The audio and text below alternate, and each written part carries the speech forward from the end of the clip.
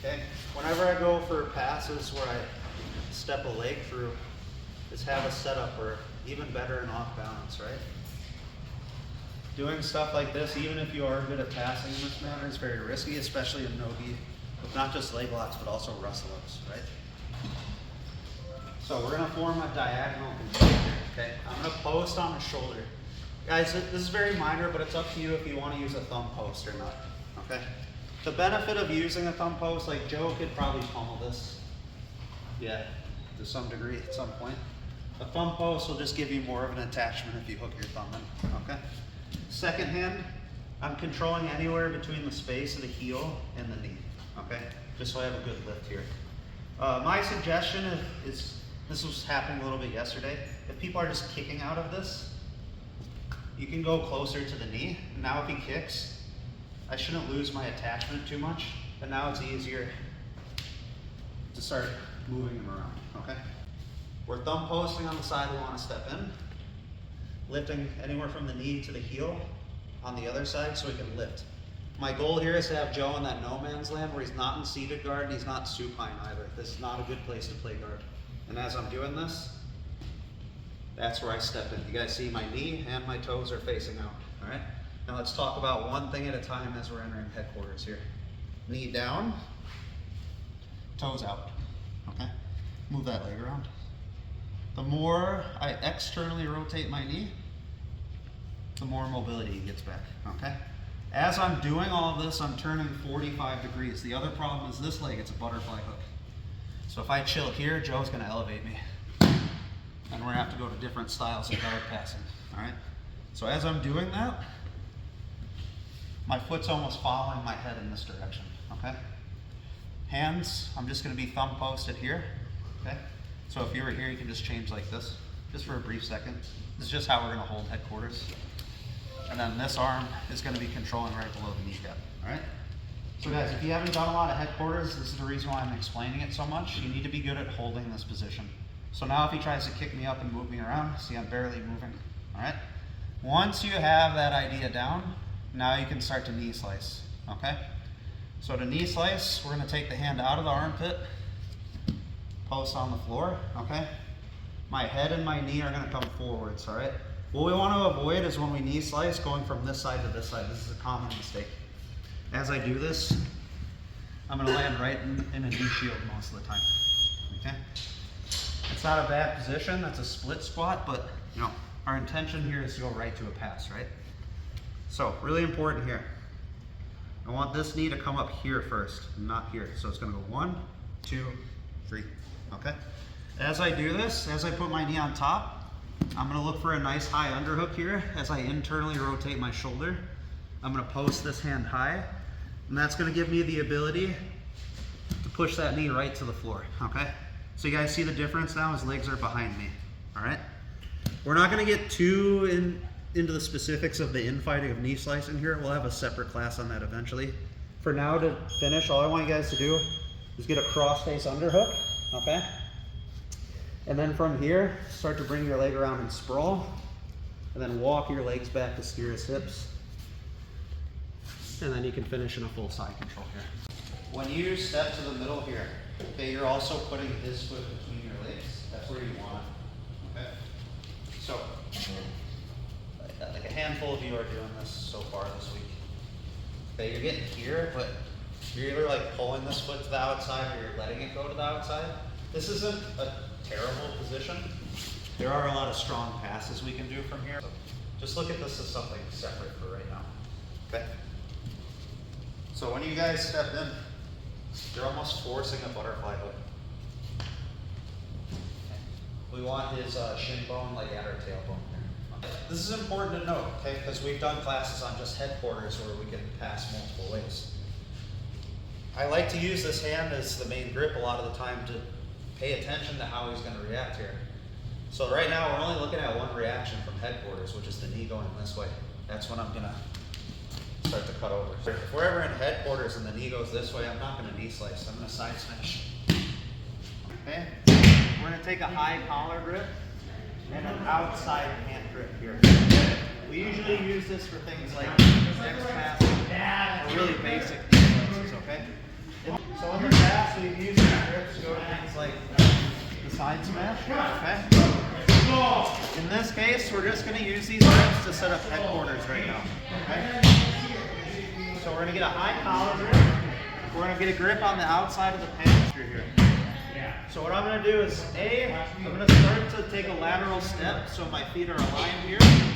And then B, I'm going to start to lift these hips, okay? And then while he's in this middle area here, he can't quite sit and he can't quite lay down. That's where I'm going to take a nice seat. The motion we use to step in. I'm almost like off center to him, right? So I can get here. So what's really good for that a lot of times is the horizontal motion, all right? So if you guys are starting the drill here and you're just front and center with your partner and they're just not letting you step in, start thinking about throwing other fakes in the mix, okay? So if I'm here and I just can't get in this space, I'll start to flank him here. And then I can look for ways to step in the leg as well. As we push him back, we're stepping in diagonally. Okay, once you guys get here, your knees should be turning in as your feet are out. Should look like you got to pee really bad. Okay, here. Now, as we underhook, again, bring this knee to the middle. You can do that first. Okay. Knee slices are fast passes, so a lot of these things will happen at the same time. Okay? But these details will help you build those habits as you go. As I go over, if this knee's like internally rotating, I'm just going to use this hand to push down. And once I feel this knee drop, that's where I'll run forwards here. Okay? So.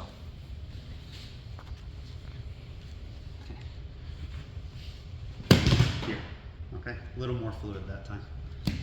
Then cross face underhook, drop your hip next to his hip, start to walk back, and then we can settle. Okay. When this knee gets to the other side,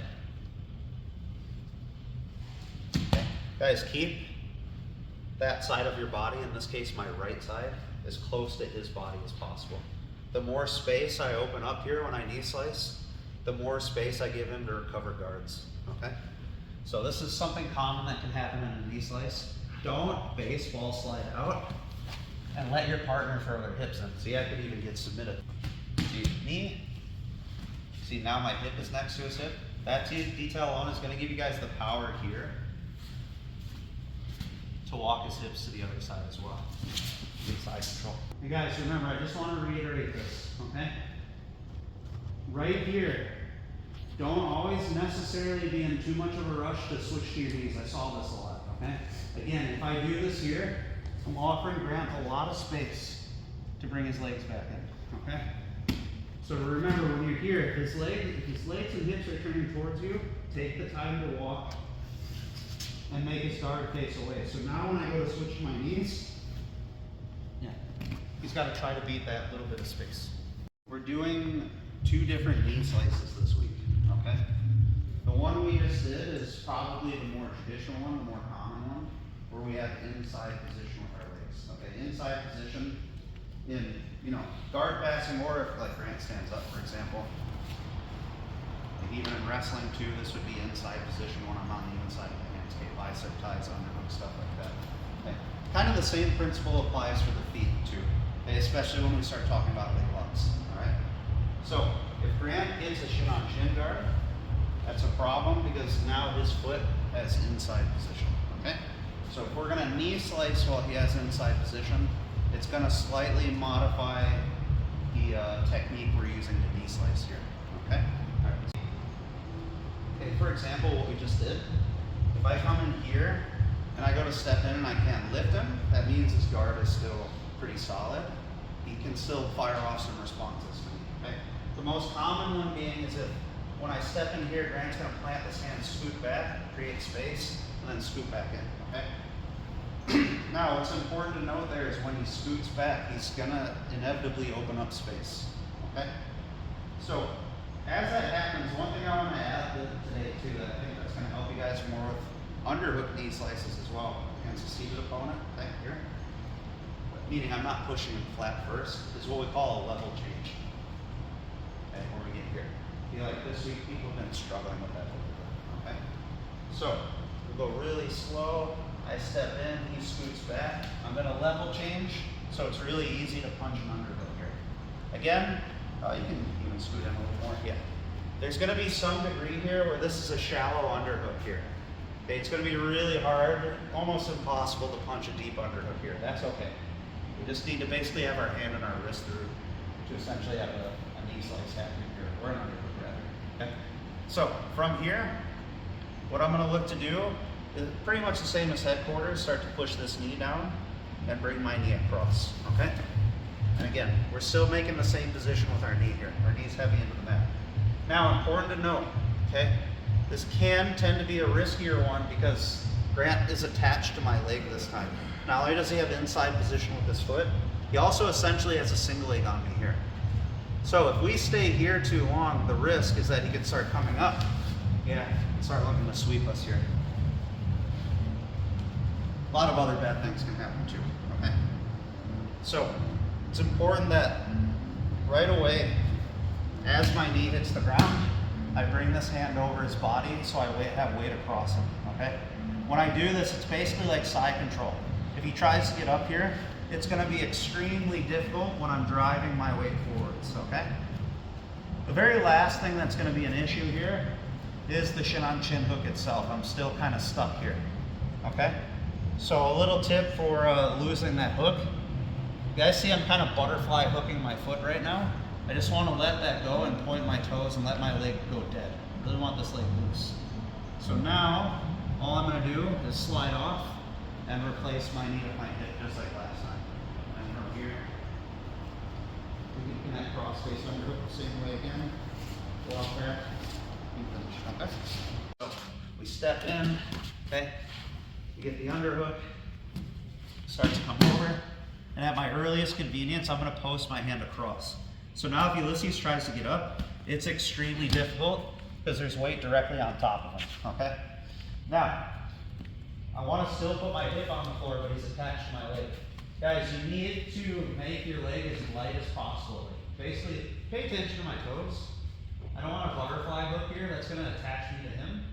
I want to point my toes and just let my leg go dead. So as I slice to the mat, that shin on chin hook just comes right off, okay? And then from here, for now, we can just switch right back to the same thing. So now we're deeper into the position. Now he's actually connected to shin on shin, okay? Once he gets connected to shin on shin, the very last thing that we have to lose here is control of this side of our body, okay? So obviously, if he does something like grab my ankle, okay, we want to strip that grip, okay? I also want to keep this leg far away. You guys saw last week, we were having the setup use a butterfly hook here, okay? We could always try to high step out of that too. We'll talk about that if that doesn't work next, okay? But generally, I'll just keep this leg far away so I don't have to deal with that in the first place, okay? Now, one of the first things we can try at this middle stage is just to get back to that shin on shin knee slice that we were just doing, okay?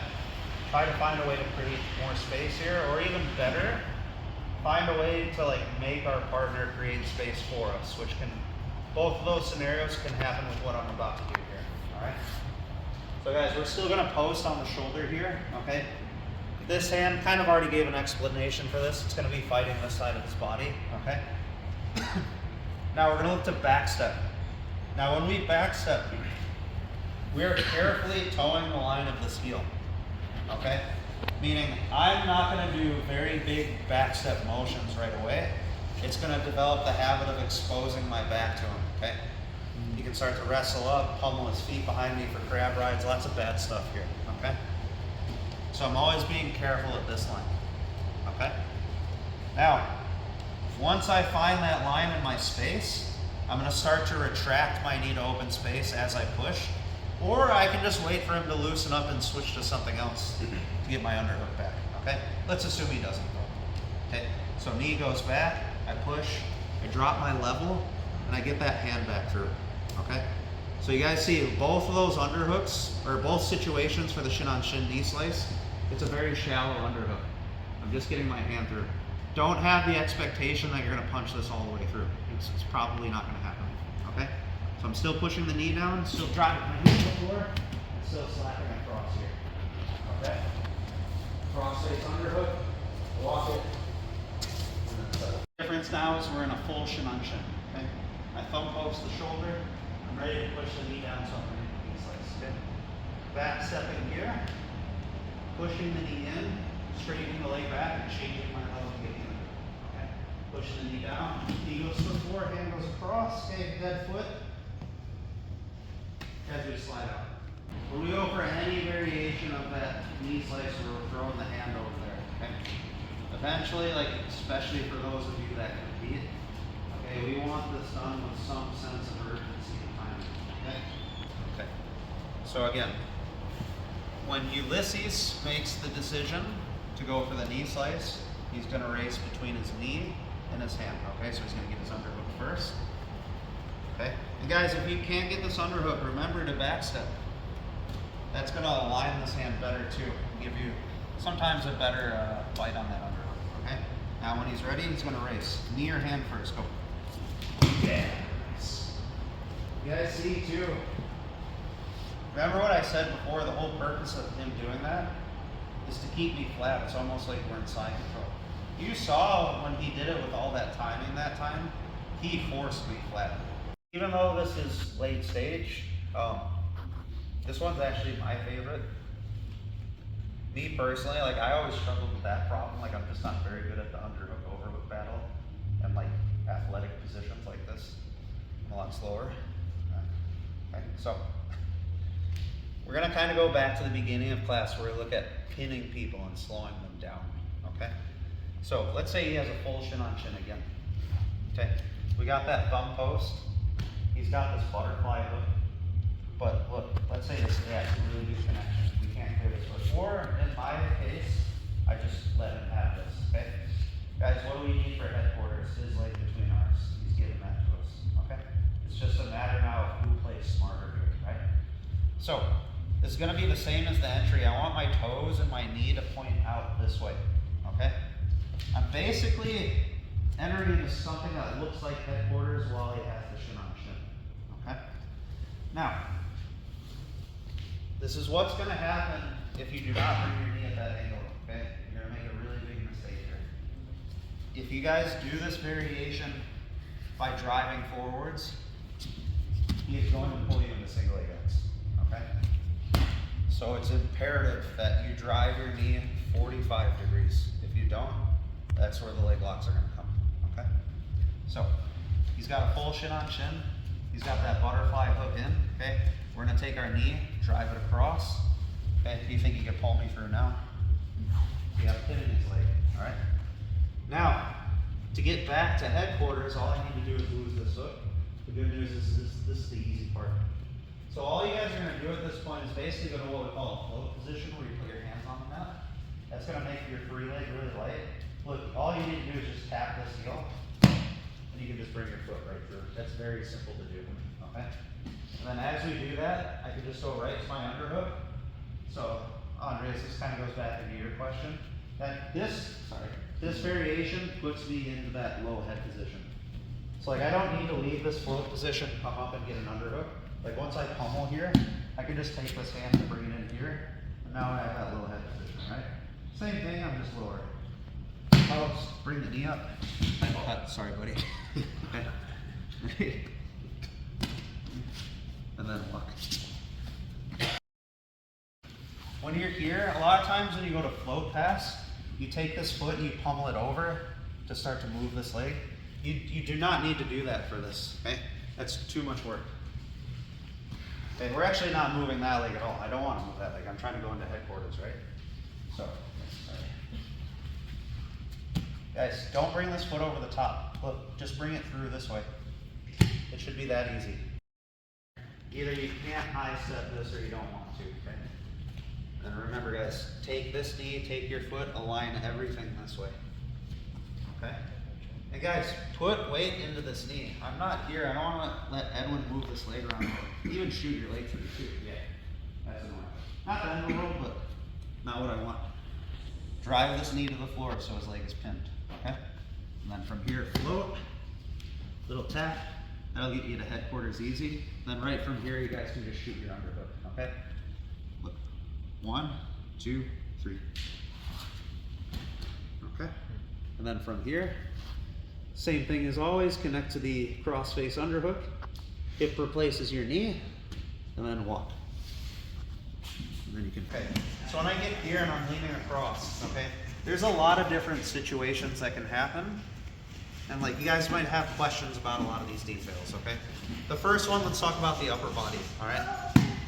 A lot of people ask me about picking this arm up, okay? That's fine, all right? But if he's sticking his elbow really tight to the ground and I can't lift it up, I'm not gonna stay here all day and try to win this battle while he starts to do things like get up to his side or pummel an underhook, right?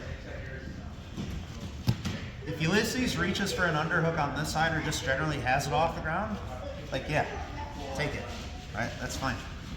And then this is still pretty good, okay?